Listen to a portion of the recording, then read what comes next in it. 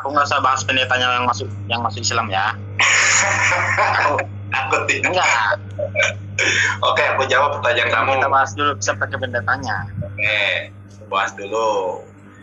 Kenapa? Dulu, kan saya dulu yang nanya. Ya, aku jawab, makanya kamu diem. Ya. Orang yang masuk Islam itu karena kecerdasannya, mempergunakan akal sehatnya, menggunakan naluri bersihnya. Tetapi orang yang kemudian keluar dari Islam itu hanya dua faktor. Faktor pertama, perut dan di bawah perut. Makanya sejauh ini saya tidak pernah menemukan orang yang murtad dari Islam pinter, tidak pernah. Coba kamu pilih mana?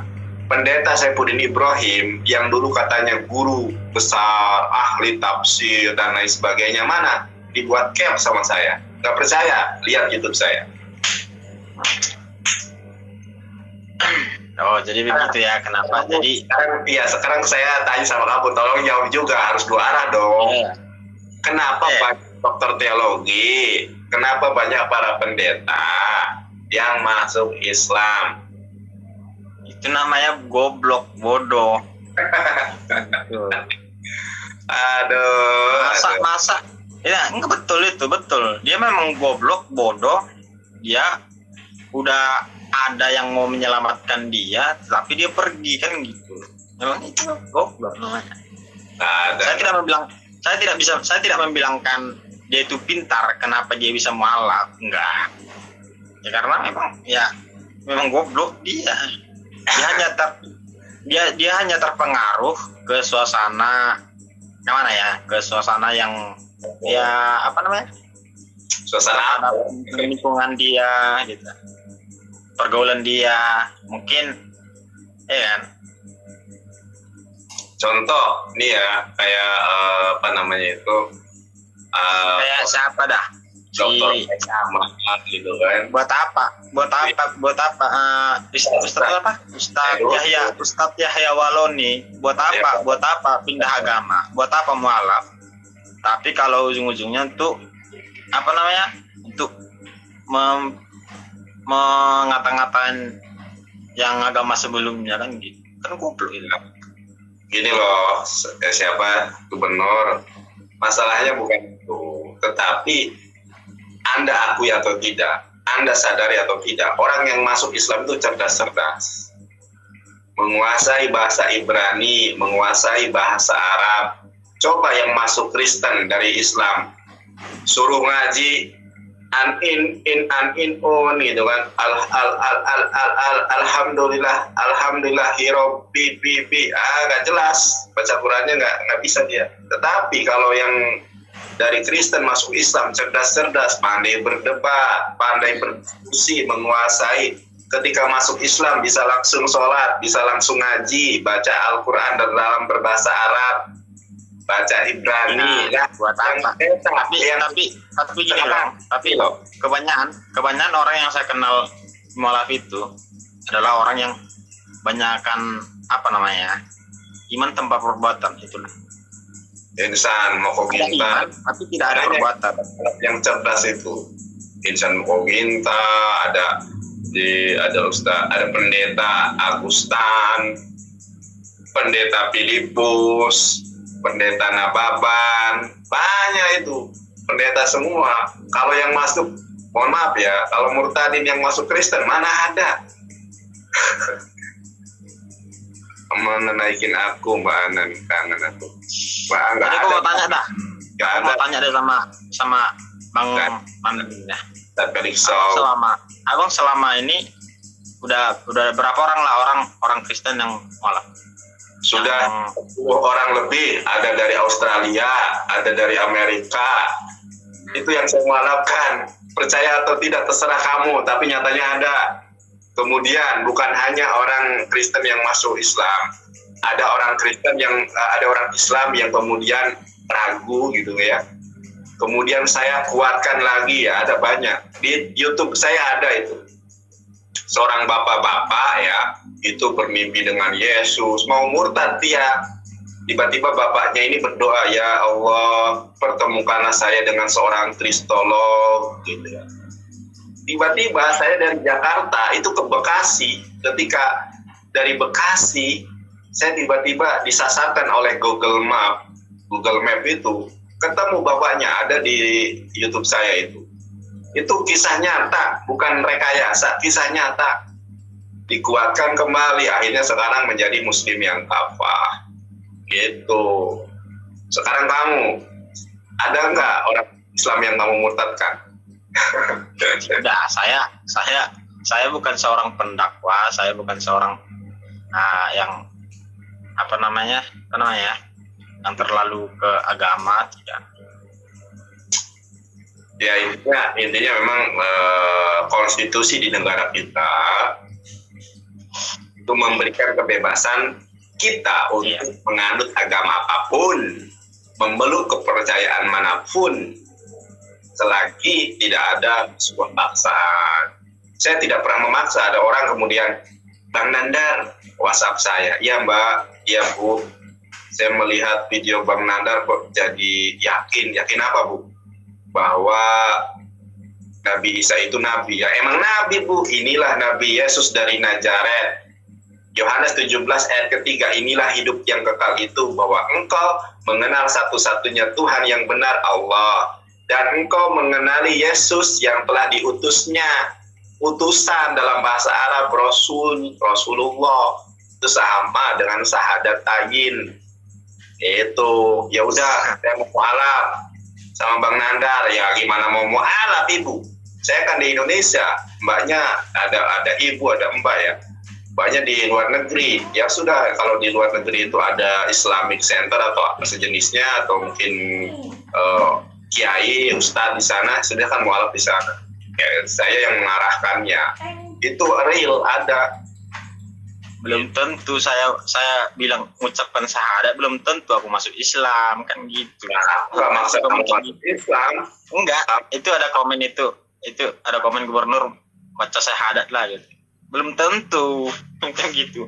Aku tahu. Aku pernah diucapkan apa syahadat itu pernah. Tahu. Coba. Sedangkan apa namanya? Azan itu tahu. Jadi inilah. Sekarang kamu menurut Bang Nandar dah. Abang kan paham tentang kitab nih, paham Al-Quran, paham kitab suci, paham Alkitab gitu ya. Mana lebih banyak nubuat Yesus daripada nubuat Nabi Muhammad? Banyak nubuat Nabi Muhammad di dalam Sefer Yeshayahu Perek Arba'im hen abdi Ahmad, lihatlah hambaku Ahmad, di dalam kitab Sirh Hashirim, di dalam Sefer Sirh Hashirim Perek Hamish Pasuk Asher, apa dikatakan, Dodi Cafeadom Dagul pernah nggak Nabi Muhammad membangkitkan orang mati? Kamu kan nanya banyakan nubuat Yesus atau nubuat Nabi Muhammad, saya jawab, makanya dengarkan ya. Kekasihku kulitnya putih bersih kemerah-merahan, membawa 10.000 orang, rambutnya hitam bergelombang bagaikan burung gagak. Begitupun Nabi Muhammad SAW, rambutnya hitam bergelombang bagaikan burung gagak, membawa 10.000 pasukan di dalam peristiwa Fathul Mekah. Dan itulah 2 clue di dalam kitab Kidung Agung pasal 5 ayat 10 dan 11. Ayat ke-16-nya mengidentifikasi. Sekarang saya tanya. Tunggu Bang. Sekarang saya tanya. Itu yang Abang bacakan tadi kan itu yang Nabi Muhammad di kitab Kidung Agung ya? Pak Ana, sebentar ini. Ya kan?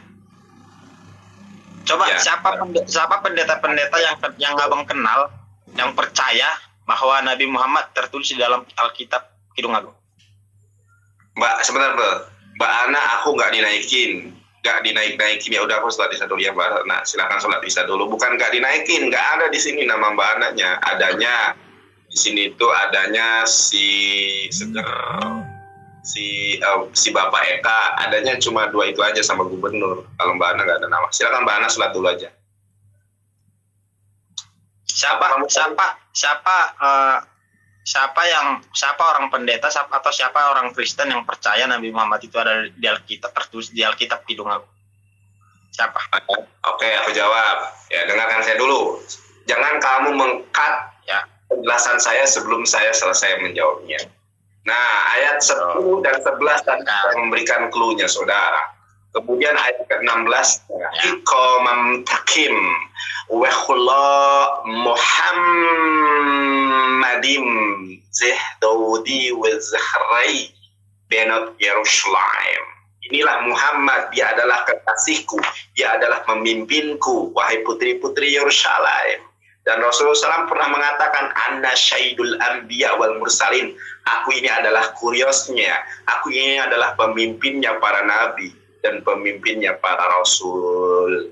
Kemudian di dalam kitab Ulangan 18 ayat ke-18 masih banyak lagi tentang Bukit Sela, tentang peristiwa peperangan di dalam perang Badar ketika keturunan Kedar itu memenangkan pertempuran, ada di situ. Ketika Tuhan menampakkan kebesarannya, itu ada di situ. Iya, sekarang siapa orang Kristen atau siapa seorang pendeta yang abang kenal yang mempercayai tentang nubuat Nabi Muhammad yang tertulis di Alkitab? Siapa? Pendeta Christopher Kainama, Agustan, Filipus Christian, pendeta itu ya. Kemudian Yahya Waloni, pendeta juga. Kalau orang, dengarkan saya dulu. Kalau pendeta kemudian sudah mengenali bahasa Ibrani dan ada tertulis nama Nabi Muhammad, dia nggak Kristen lagi, saudara. Dia akan diperbarui Tuhan, ditangkap Tuhan, dijamah Tuhan. Tidak akan di dalam kekristenan lagi, dia akan menjadi seorang Muslim. Itu kalau kita melihat flashback ke 1500 tahun yang lalu, ketika Nabi Muhammad SAW berusia 12 tahun, dibawa oleh pamannya Abu Thalib, dibawa ke Syam, ya, ke Syam itu bertemu dengan seorang pendeta Buhaira. Pendeta Buhaira mengatakan, inilah Nabi yang dijanjikan oleh Yesus, oleh Musa. Itu ada. Kemudian Warokah bin Naufal, pendeta yang pintar bahasa Ibrani pun mengatakan, Muhammad ini adalah Nabi yang dijanjikan. Itu, saudara. Kalau pendetanya yang cuma bahasa Indonesia terjemahan, yang nggak mungkin menerima kebenaran firman Tuhan. Orang bahasa asli perjanjian lama bahasa Ibrani. Contoh, Muhammad diartikan sebagai sesuatu yang menarik, padahal itu terjemahan, proper name jadi kata sifat, makanya akhirnya tidak dipahami. Gitu loh, paham nggak? Oke. Udah ada lagi? Pernah nggak Nabi Muhammad membangkitkan orang mati? Aduh, kamu pertanyaannya sangat gak berbobot ya. Sekarang saya mau bertanya. Sekarang saya mau bertanya. Ya. Yang membangkitkan orang mati, apakah cuma Yesus saja? Tidak. Nah, sekarang aku mau tanya, Yesus membangkitkan orang mati atas kehendaknya, kekuatannya sendiri, atau kekuatan dari Allah? Atas nama Bapaknya. Nah, itu kamu tahu. Sekarang Musa membelah lautan karena kekuatan Musa sendiri? Tidak. Jadi kehebatan Yesus itu adalah kehebatan yang diberikan Allah. Sekarang aku mau nanya ke kamu, baca Yohanes 17 ayat Yohanes 7 ayat ke-18 itu ya. Yohanes 7. Kita dengarkan saya dulu. Macam mana pula kau ini? Aku jelaskan, kau tak dengar pula kau ini. Lanjut ketua. Yohanes 7 ayat 18 Yohanes 7 ayat ke-17 itu ya. Kekuatan apa yang Yesus menyembuhkan orang sakit, menghidupkan orang mati, itu bukan kekuatan Yesus, tapi kekuatan yang diberikan Tuhan. Bahkan kamu harus tahu bahwa Yesus diberikan kekuatan oleh malaikat. Pulang. Oh. Ya. Oke, Yesus itu diberikan kekuatan oleh malaikat. Itu. Ya, Yesus itu diberi kekuatan itu oleh Allah sendiri. Kamu mau tahu ayatnya? Ya, mau tahu kamu ayatnya? Saya kamu berasumsi, saya berdalil. Ya, tunjukkan nih saya ayatnya ya. Ya. Nah, saya bacakan nih ayatnya. Kamu tuh gimana? Kau macam mana pula kau Kristen tak kuasai Alkitab ini.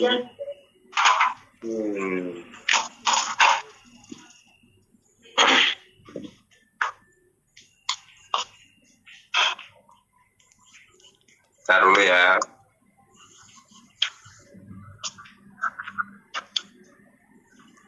Nah, Lukas 22 ayat ke-1-3. Dengarkan saya. Nah, udah kamu ini dulu, skip dulu kamu, berisik kamu. Kamu takut nanti pada mualaf kamu nanti. Oke, saudara, saya bacakan saja di sini ya. Lukas 22 ayat ke-43. Maka seorang malaikat dari langit menampakkan diri kepada Yesus untuk memberikan kekuatan kepadanya. Duar, terima kebenaran firman Tuhan.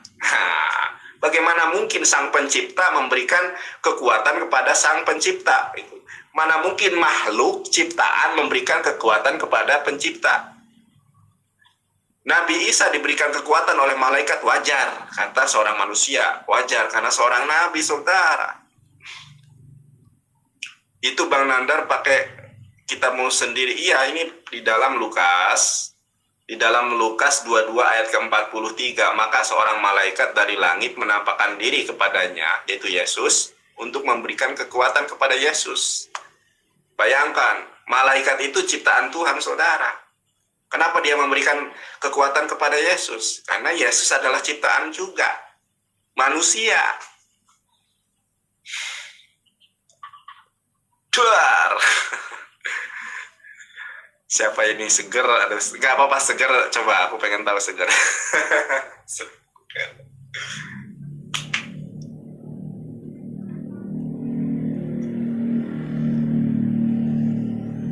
Apa ini? Sorry ya teman-teman yang nggak saya. Apa kabar Nandar? Sehat. Sehat selantiasa diberkati di dalam penyertaan Tuhannya Yesus. Oke, gimana ceritanya kamu itu Nandar nyambungin Yesus diutus, Yesus yang mengutus Nabi Muhammad, gimana ceritanya itu? Coba kamu tuh Segar, kamu udah minum obat belum? Aku tanya dulu, kau bilang itu tadi ini kamu yang udah belum minum obat. Nggak nyambung lagi itu. Kamu jangan nangis ya kalau aku diskak ya, jangan nangis kamu. Jangan nangis ya. Dengar saya. Kita berteman di sini. Orang-orang itu lihat kamu lucu loh. Mohon maaf. Enggak warakah binopal lagi. Kan saya dulu dengar Yesus kamu bilang. Warakah binopal, gimana lagi itu Nandar? Jangan ngelawak kamu di sini. Kamu tuh Segar, kamu tuh lucu loh. Justru kamu yang lucu. Kamu bilang Warakah binopal itu pengikut Yesus. Nah, iya, pengikut Yesus yang asli. Dari mana aslinya dari mana? Bertentangan itu. Aduh Segar. Sekarang aku mau nanya kepada kamu. Yesus itu. Iya, coba kamu jawab. Dari mana usulnya istilahnya? Dengarkan saya Segar, dengarkan saya ya, saya.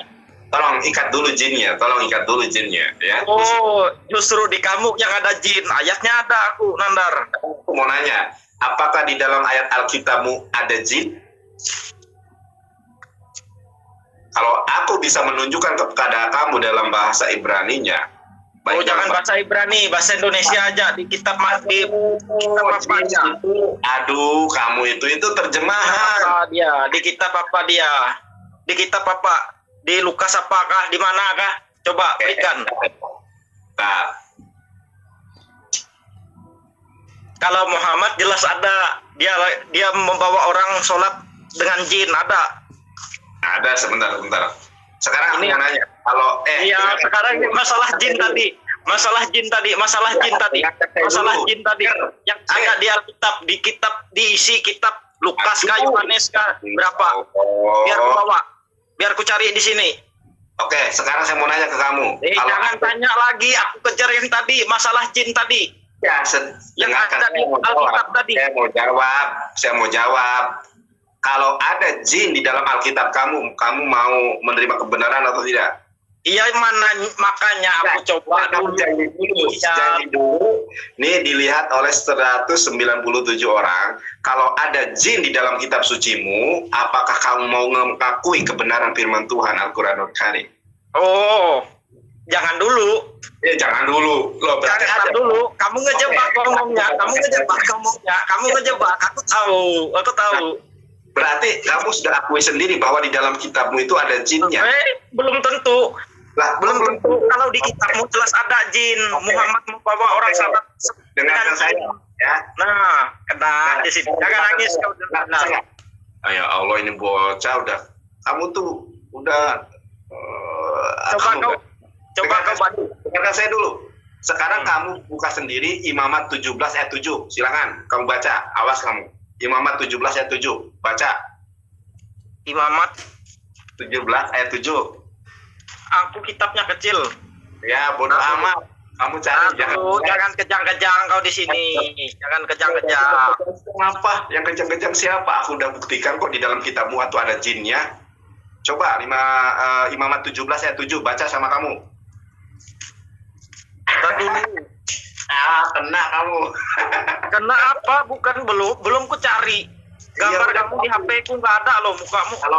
Kalau ada jangan nangis ya. Tuh ada yang ngomong. Siapa yang nangis? Kau yang nangis. Kemarin aja nangis. Foto kau ada. Screenshot. Kamu cari aja dulu. Jangan nangis dulu ya. Siapa yang nangis? Ini cari imamatnya. Yang namanya jin itu bukan hanya ada di Al-Quran, di kitab pun juga ada. Imamat 17 ayat 7. Baca yang kencang.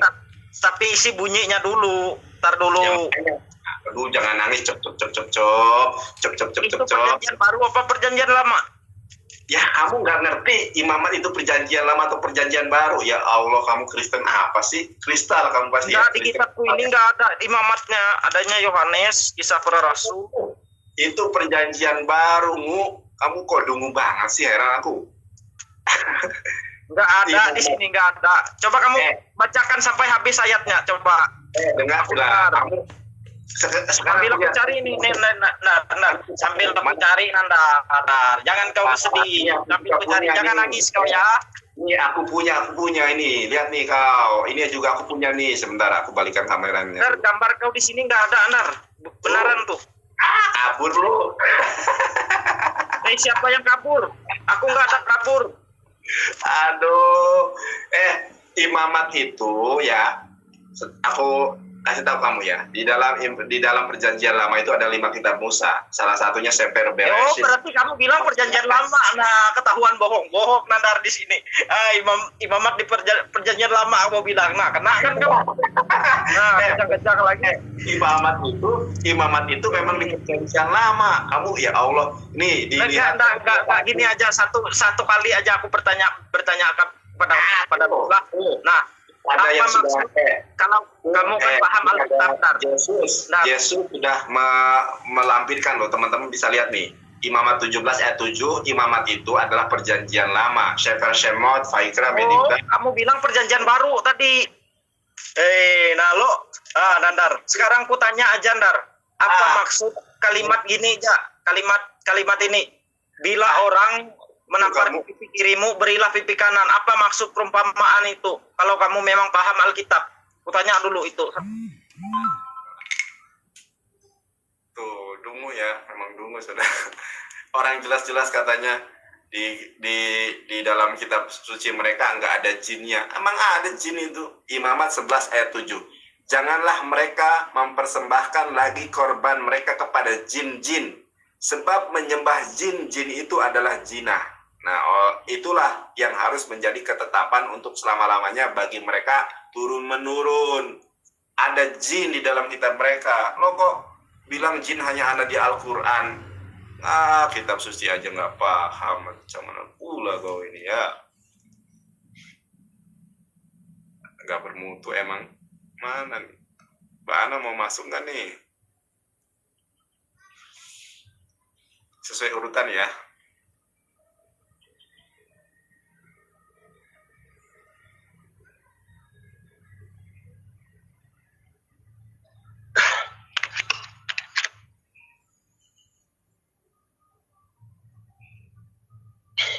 Halo Bang. Halo, selamat malam. Selamat malam Bang. Saya sempat salam kenal. Saya sempat mendengar Ya. Bahwa dalam kitab Kidung Agung ya. Ya. Di situ. Jadi pertanyaan saya sebenarnya simpel saja. Yang meramalkan kedatangan Muhammad ini Yesus atau siapa? Kenapa? Yang meramalkan kedatangan Muhammad itu Yesus atau siapa? Yesus iya, Solomon iya, Musa iya, Nabi Yesaya iya. Kalau Yesus yang mana? Di ayat mana? Oke, aku cari dulu ya. Bentar ya, sebentar. Kamu ini. Aku klik ayatnya dulu sebentar. Bentar ya Bang. Di dalam Yohanes 16.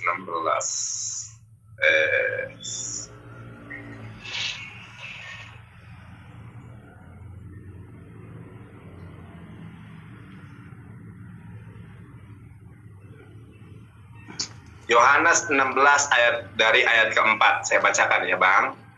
Ya. Bacakan. Ya. Tetapi semuanya ini kukatakan kepadamu, supaya apabila datang saatnya kamu ingat bahwa aku telah mengatakannya kepadamu. Hal ini tidak kukatakan kepadamu dari semula, karena selama ini aku masih bersama-sama dengan kamu. Tetapi sekarang aku akan pergi kepada Dia. Ya, siapa? Pada Allah, ya, pada Allah, gitu kan? Yang telah mengutus aku.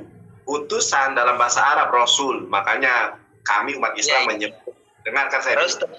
Ya dengarkan, makanya dengarkan dulu Bang, jangan dikaji, nanti aku lupa loh. Dengarkan. Ya, Rasul dalam bahasa Arab. Dan tiada seorang pun di antara kamu yang bertanya kepadaku, kemana engkau pergi. Tetapi karena aku mengatakan hal itu kepadamu, sebab hatimu berduka cita. Namun benar yang kukatakan ini kepadamu adalah lebih berguna bagi kamu jika aku pergi. Sebab jikalau aku tidak pergi, penghibur tidak akan datang kepadamu. Tapi jikalau aku pergi, aku akan mengutus dia kepadamu. Dan kalau ia datang, ia akan menginsafkan dunia akan dosa, kebenaran dan penghakiman. Masya Allah, ini hanya Nabi Muhammad SAW yang menginsafkan dunia. Sebentar dulu, Bang.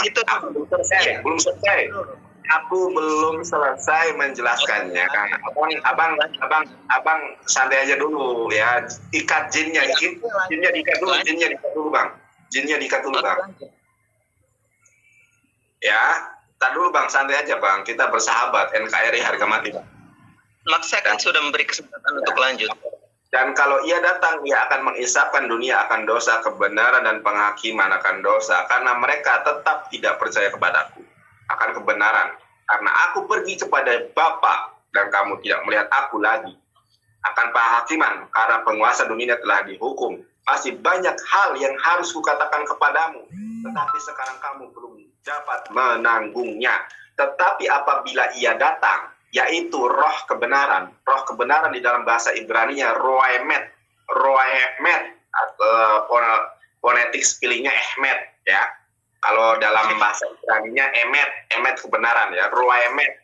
Ia akan memimpin kamu ke dalam seluruh kebenaran, sebab ia tidak berkata-kata dari dirinya sendiri. Dalam bahasa Arabnya, di dalam Al-Qur'annya, wama yang tiku anil hawa in huwa ila wahyu yuha. Tidaklah dikatakan Muhammad kecuali perkataan yang diwahyukan Tuhan kepadanya. Ya, tetapi segala sesuatu yang didengarnya, dan sosok ini adalah manusia karena dia mendengar, ya. Itulah yang akan dikatakannya, dan ini sosok manusia karena dia berlidah dan mempunyai lisan. Dia akan memberitakan kepadamu hal-hal yang akan datang. Dan Nabi Muhammad SAW bernubuat tentang akhir zaman. Ia akan memuliakan aku. Nabi Muhammad memuliakan Yesus Kristus dengan mengatakan Yesus adalah Nabi, Yesus adalah Rasul, Yesus adalah hamba Allah. Ya, sebab ia akan memberitakan kepadamu apa yang diterimanya daripada segala sesuatu yang Bapa punya. Ya, dah selesai. Oke, tadi kan disebut roh kebenaran atau penghibur atau penolong yang lain. Oh, Nah, hibur. Di sini jelaskan roh. Tahu roh kan? Dia tidak berwujud. Nah, iya. di sini Yesus mengatakan bahwa dia punya telinga, punya wujud, punya lisan. Sedangkan Nabi Anda adalah seorang berwujud, seorang manusia. Ya. Itu yang pertama. Yang kedua, Nabi Anda dalam kitab bab yang Anda bacakan tadi dikatakan bahwa dia akan menyampaikan, meneruskan. Ini artinya dia akan meneruskan apa yang telah dimulai oleh Yesus. Nah, sekarang saya mau tanya, hal apa yang telah dilanjutkan oleh Muhammad ketika dia mengajarkan dalam pengajarannya? Banyak, karena faktanya contohnya tentang pernikahan, tentang perkawinan, Yesus tidak pernah membicarakan tentang poligami. Itu yang pertama. Yang kedua, ini Yesus ya, bukan kitab-kitab, bukan perjanjian lama. Kita berbicara tentang Yesus. Yesus tidak pernah mengajarkan tentang sunat. Dia memang disunat sebagai orang Israel. Tetapi Yesus memerintahkan untuk membaptis. Ini jelas. Jadi sebenarnya jelas bahwa yang dikatakan Yesus adalah penghibur atau penolong yang lain itu adalah roh. Jadi kenapa kemudian dihubungkan dengan Nabi Anda? Bukankah di situ akan ada kontradiksi? Oke, sekarang saya mau bertanya dulu, Bang, sebelum saya menjawab pertanyaan Abang. Jawab dulu. Yang ini tidak bisa. Jawab dulu. Saya jawab, oke ya. Pertama, Nabi Muhammad, umat Islam ini adalah pengikut Isa alaihissalam yang paling setia. Kenapa? Anda tahu dalam Markus 12 ayat ke-29 tentang hukum yang terutama. Hukum yang terutama itu adalah menyembah Allah Subhanahu wa taala yang esa. Lalu kemudian Abang dengarkan saya dulu sebelum saya selesai menjawab. Ini adalah hak makanya saya Anda untuk lanjut. Siap. Pokoknya Abang dengarkan baik-baik aja dulu. Nanti setelah saya selesai boleh Abang tanggapi ya. Nabi Isa alaihissalam mengajarkan tentang dua hukum, Bang. Yang pertama hukum yang terutama. Apa hukum yang terutama? Dengarkanlah wahai Israel, Tuhan Allah kita adalah Tuhan Esa. Yang kedua, kasihilah sesamamu seperti dirimu sendiri. Dan Nabi Muhammad SAW pun memegang dua hukum ini. Ya, yaitu yang pertama adalah menyembah Allah, fa'buduhu, sembahlah Allah. Lalu yang kedua adalah hukum yang terutama, kasihilah sesamamu seperti dirimu sendiri. Di dalam Islam pun demikian ya. La yu'minu ahadukum hatta yuhibbu, dengarkan saya. La yu'minu ahadukum hatta yuhibbu li akhihi wa yuhibbu li nafsihi. Tidak beriman, tidak sempurna iman seorang di antara kalian sebelum dia mencintai saudaranya sebagaimana dia mencintai dirinya sendiri. Dua hukum utama yang Yesus ajarkan umat Islam yang lakukan. Lalu yang kedua, dengarkan saya. Lalu yang kedua adalah Yesus kemudian tidak pernah sekalipun memakan babi. Nah, umat Islam tidak makan babi. Lalu Yesus berpegang teguh kepada hukum Torah, Ten the Commandment, di dalam Sefer Shemot kitab Keluaran, Perek Esrim, Perek pasal ke-20 Esrim, pasuk ayat, pasuk Stayim, ayat kedua, Anochi Adonai Eloheha, aku adalah Allah Eloheha, lo yihyehleha, kata Allah di dalam Torah. Apa artinya? Aku adalah Allah Tuhan kamu. Tidak pernah mengatakan Anu Yesu Hamasya, we Aba, we Ima, we Haben, tidak pernah. Tidak pernah dikatakan aku adalah Roh Kudus, aku adalah Bapa, aku adalah anak Tuhan kamu. Allah di dalam Torah, Allah di dalam Injil hanya mengajarkan satu pengajaran. Anochi Hashem, Anochi Adonai Eloheha, aku adalah Allah Tuhan kamu. Lo yihyehleha, jangan ada padamu sesembahan lain selain daripadaku saja. Tuh, Lalu tentang poligami, Abang tidak melihat di dalam Matius 19 ayat ke-29 Yesus menjanjikan 100 bidadari, Bang. 100 istri lah. Abang nggak percaya? Saya bacakan dalam bahasa Ibraninya. Nggak tahu. Ya lanjut dulu. Yesus menjanjikan 100 bidadari bagi siapapun yang keluar berjuang demi nama Yesus. Matius 19. Oke, dengarkan, itu jawaban saya. Sekarang saya mau bertanya, ya. Baca dulu yang tentang 100 bidadari yang Anda katakan. Ya, ada ayatnya itu. Mau saya baca. Mau saya bacakan dalam bahasa Ibraninya. Karena di dalam terjemahan itu dalam bahasa Indonesia. Ya, dalam bahasa Indonesia. Saya akan bacakan di dalam bahasa Ibrani dan bahasa Indonesia. Dua bahasa satu bahasa Yesus, satu bahasa kita. Dengarkan. Lah, ini kan kamu bicara bahasa Ibrani terkesan sebentar supaya ini pendengar ini banyak yang nggak ngerti. Jadi ketika itu suka menunjukkan seolah-olah tetap coba baca bahasa Indonesia saja. Gini, Bang. Saya membacakan dalil. Bu, dengarkan saya, Bang ya. Saya membacakan dalil di dalam bahasa Ibrani, bukan sok-sok Ibrani, bukan. Begini pendengar. Bang, gimana? Saya jawab. Dengarkan saya. Diikat dulu. Diikat dulu. Beelzebulnya diikat dulu. Di dalam nama Tuhan. Kadang-kadang satu jari ditunjukkan ke orang, empatnya ke kita sendiri. Oke, dengarkan Bang, dengarkan saya dulu. Kenapa saya menggunakan bahasa Ibrani? Abang harus tahu bahwa Yesus berbahasa Ibrani. Ya, Yesus berbahasa Aramaik.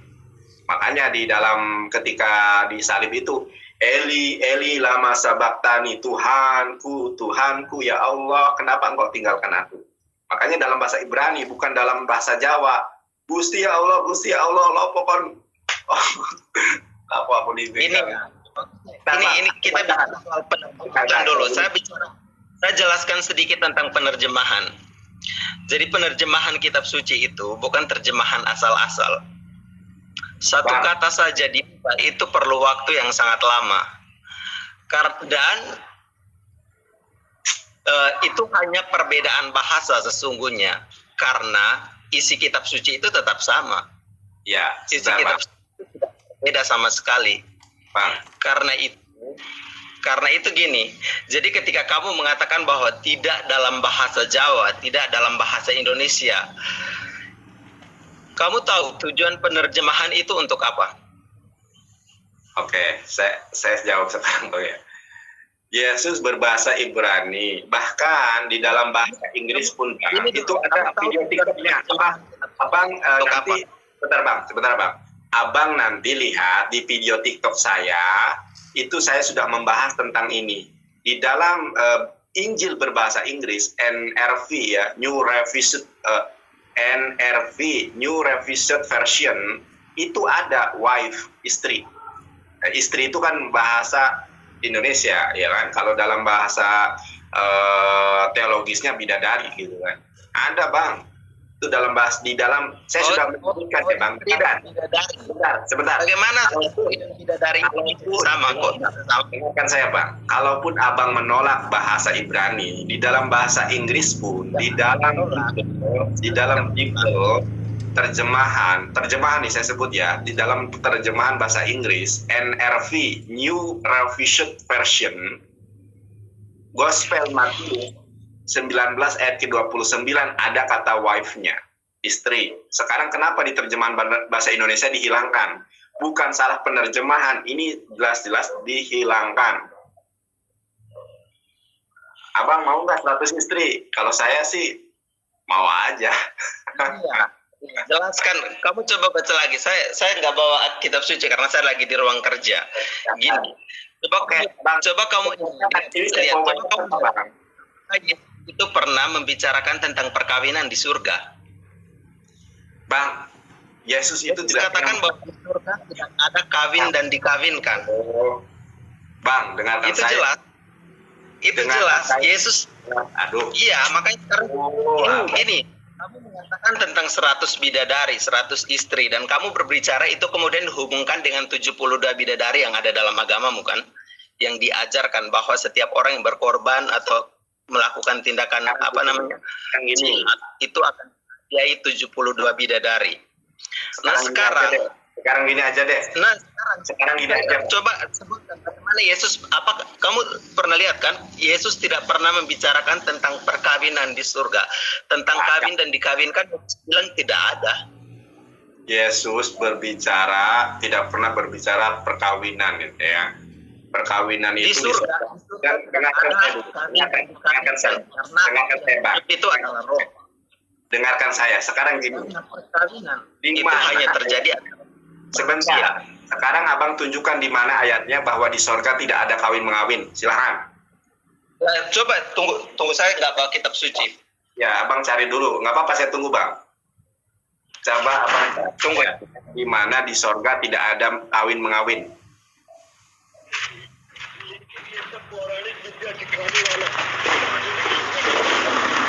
Santai aja, Bang. Santai aja. Pakai aplikasi boleh, pakai Google boleh, silakan.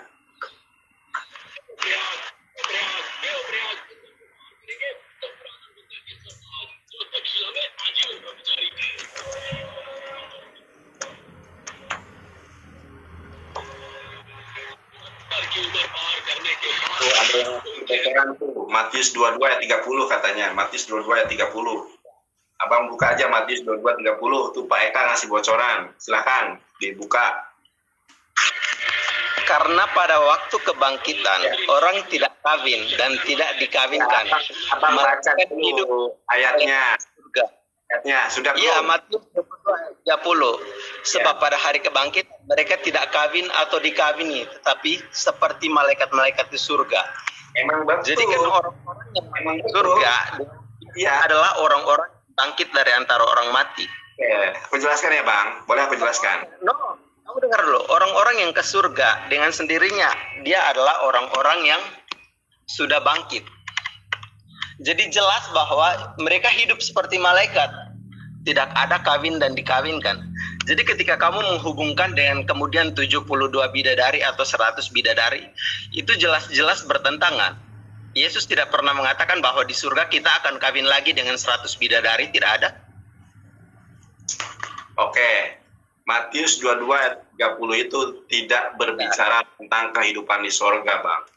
Ya. Kamu baca ayat itu. Ya, sudah saya hafal. Itu sudah saya hafal. Saya hafal itu. Orang yang di surga adalah orang-orang yang sudah dibangkitkan dari orang mati. Bang. Abang mau Di surga ada orang-orang yang sudah dibangkitkan. tetap diskusi apa enggak? Abang mau masih tetap diskusi apa enggak? Enggak, ini harus dijelaskan gitu. Orang-orang yang adalah mereka yang sudah dibangkitkan. Makanya Jadi jelaskan, bahwa Bang. orang yang hidup di Dengarkan surga saya dulu. ada kawin dan dikawinkan.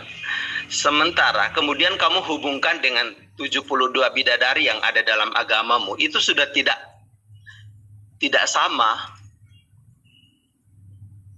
Oke, saya Itu jelaskan. jelas-jelas. Oke, saya jelaskan ya. Oke. Bang, kalau kita membaca Matius 22 ayat ke-30 harus dibaca satu perikop, ya. Saya bacakan perikopnya. Perikopnya itu adalah pertanyaan orang Saduki tentang kebangkitan. Dengarkan saya ya. Ini saya akan memberikan pemahaman yang benar menurut Yesus Kristus, ya. Dengarkan saya. Iya. Ya Allah, Bang. Abang kan tadi bertanya kepada saya, maka saya berhak untuk menjawabnya. Ya, Saya sekarang menjawab. Dengarkan saya. Oke. Ya. Matius 22 ayat ke-30 itu berkenaan dengan pertanyaan orang Saduki tentang kebangkitan, bukan tentang sorga, ya. Saya bacakan. Pada hari itu datanglah kepada Yesus beberapa orang Saduki yang berpendapat bahwa tidak ada kebangkitan.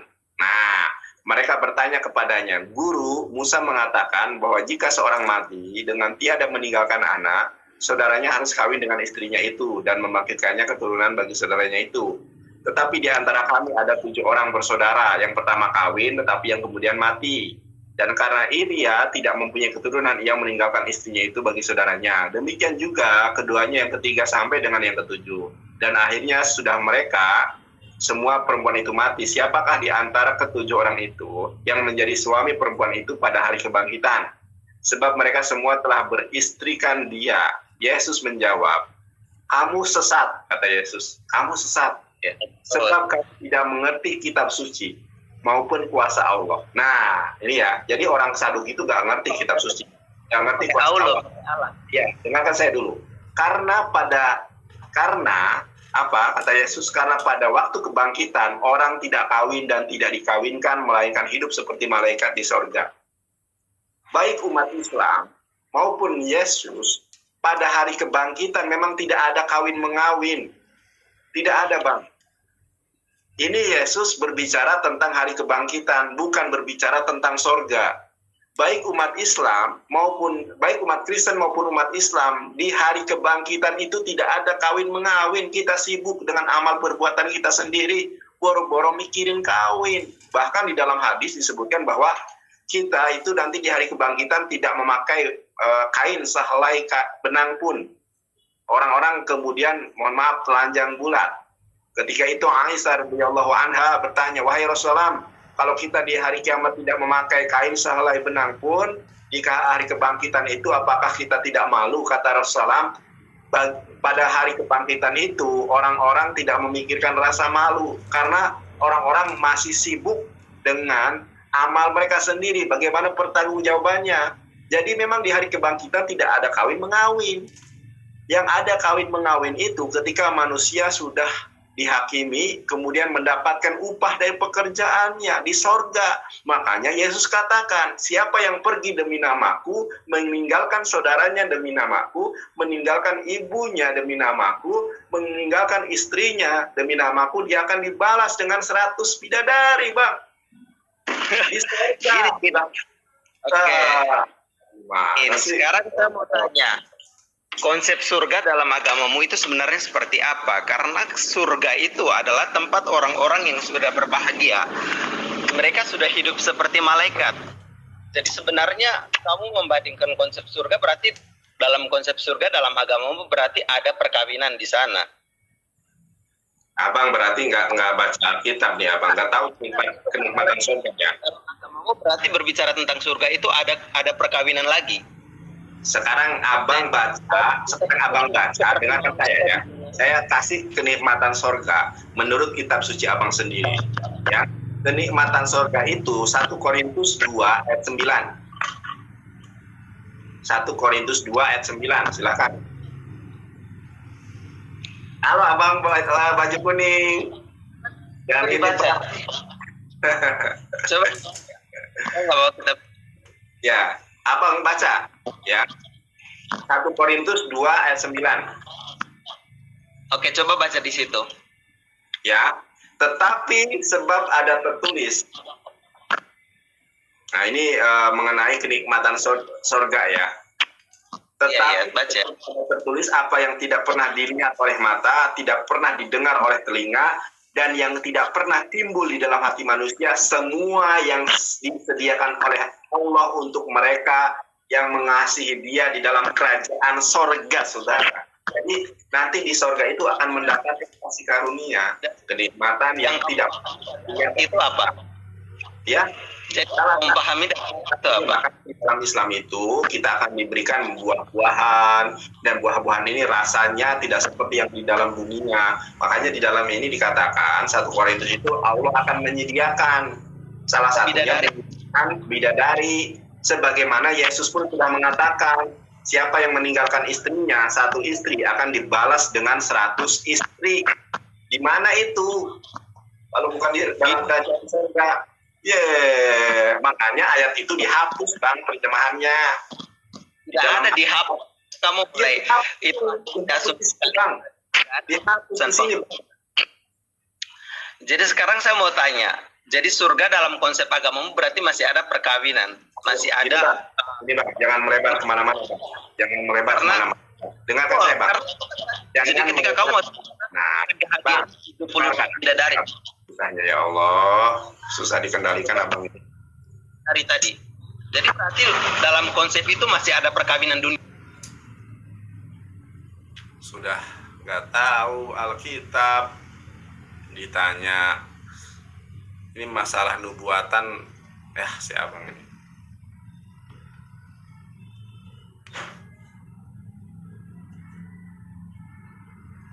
Teman-teman tunggu 5 menit lagi, aku mau ini dulu ya, mau menyelesaikan sesuatu, mau bayar kosan. Mau bayar kosan. Bentar ya guys, bentar ya, aku pamit sebentar.